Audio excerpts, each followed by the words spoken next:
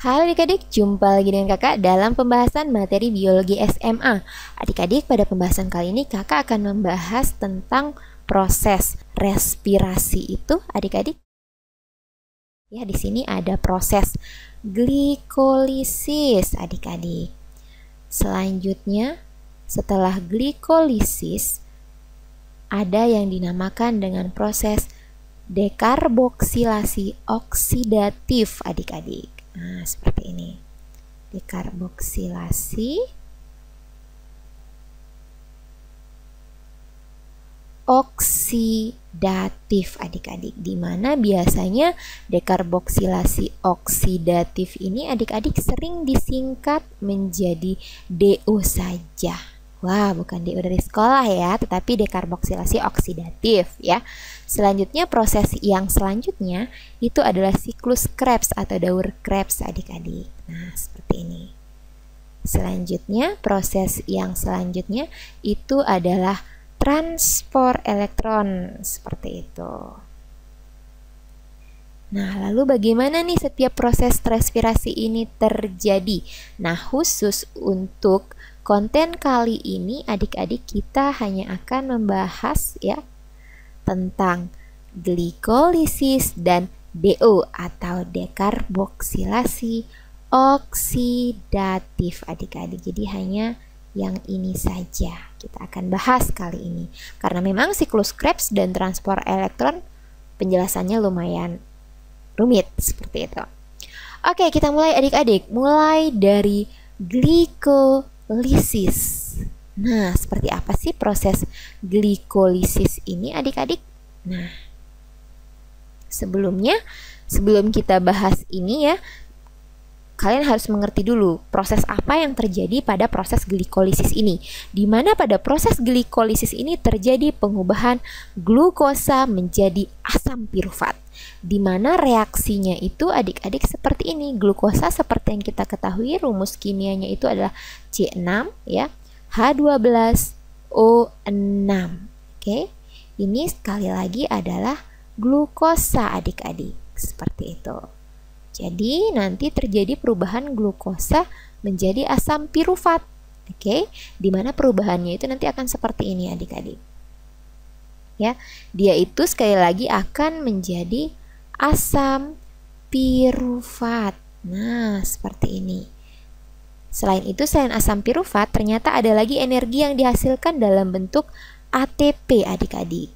Jadi, ATP di mana banyak ATP ini adalah 2. Selanjutnya ada lagi bentuk energi yang masih belum dapat digunakan, yaitu bentuknya itu NADH ya.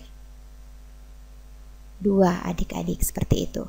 Nanti di sini jumlahnya itu ada 2 juga. Jadi seperti ini proses glikolisis yang terjadi adik-adik. Dan proses ini terjadi di dalam sitoplasma ya. Dan seperti yang kita ketahui ya, dia ini bersifat anaerob adik-adik. Seperti pada konten sebelumnya Kak pernah jelaskan perbedaan antara aerob dan anaerob. Itu dimana aerob membutuhkan oksigen sedangkan anaerob tidak membutuhkan oksigen adik-adik. Seperti itu. Nanti reaksi ini melepaskan energi untuk menghasilkan ATP dan NADH2 ya. Jadi seperti itu. Nah, adapun proses yang selanjutnya adik-adik yaitu proses respirasi setelah glikolisis ya. Itu adalah yang pertama, yang kedua itu adalah DO atau dekarboksilasi oksidatif adik-adik. Di mana DO ini adalah nanti perubahan asam pirufat menjadi asetil CoA adik-adik, seperti itu ya. Jadi nanti kurang lebih ya, dia itu seperti ini. Perubahannya yang terjadi adik-adik. Ya, di sini nanti terjadi perubahan dari asam pirufat. Jadi nanti asam pirufat yang di sini masuk ke jalur DO. Nah, jadi di sini asam pirufat ya. Ini nanti akan diubah ya menjadi asetil CoA adik-adik, seperti ini. Nah, asetil CoA. Nah, seperti ini adik-adik. Adapun selama proses perubahan asetil asam pirufat dengan asetil-CoA ini adik-adik, di sini terjadi yang namanya CoA ya. Ini menjadi CO2 adik-adik seperti ini. Ya. Selanjutnya di sini ada NAD+ masuk adik-adik. Nah, seperti ini. Ya. Masuk ya ke, nanti ini akan menjadi NADH ya, NADH plus H+. Jadi seperti ini adik-adik. Itu proses dekarboksilasi oksidatif. Akan tapi prinsip dari dekarboksilasi oksidatif sekali lagi pengubahan asam pirufat menjadi asetil. Maaf, di sini asetil CoA ya, bukan asetik. Nah, di sini. Oke.